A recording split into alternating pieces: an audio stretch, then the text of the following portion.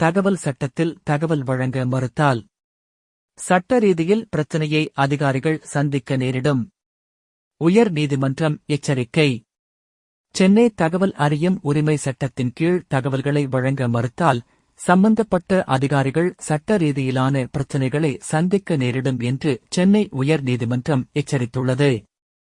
கடந்த 2000-208-இல் தமிழ்நாடு அரசு பணியாளர் தேர்வாணையத்தில் எத்தனை அரசு பணியிடங்கள் காலியாக இருந்தன?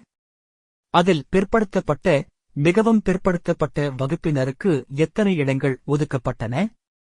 வன்னியர் சமூகத்தினருக்கு எத்தனை அரசு பணியிடங்கள் ஒதுக்கப்பட்டன?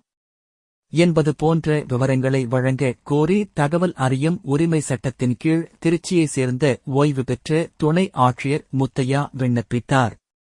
இந்த தகவல்களை அவருக்கு வழங்க மாநில தகவல் ஆணையம் உத்தரவிட்டது. இந்நிலையில் தகவல் ஆணையத்தின் உத்தரவை ரத்து செய்யக் கோரி உயர் நீதிமன்றத்தில் தேர்வாணைய செயலர் வழக்கு தொடர்ந்தார். மனுதாரர் கோரும் தகவல்களை வெளியிட்டால் சமூக நல்லிணக்கம் பாதிக்கப்படும் என்று அதில் தெரிவிக்கப்பட்டிருந்தது. இந்த வழக்கை விசாரித்த நீதிபதி எஸ். வைத்தியநாதன் தனது உத்தரவில் கூறியதாவது: மனுதாரர் கோரியுள்ள தகவல்களை தமிழ்நாடு அரசு பணியாளர் தேர்வாணையம் 1 மாதத்தில் வழங்க வேண்டும்.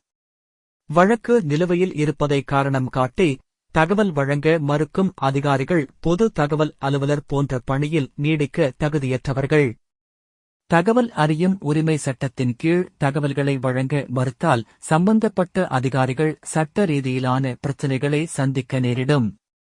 இது தொடர்பாக அனைத்து அரசு பொதுத்துறை நிறுவனங்களுக்கும் அரசு சுற்றறிக்கை பிறப்பிக்க வேண்டும். இவ்வாறு நீதிபதி உத்தரவிட்டு விசாரணையை அக்டோபர் 14ஆம் தேதிக்கு தள்ளி வைத்துள்ளார்.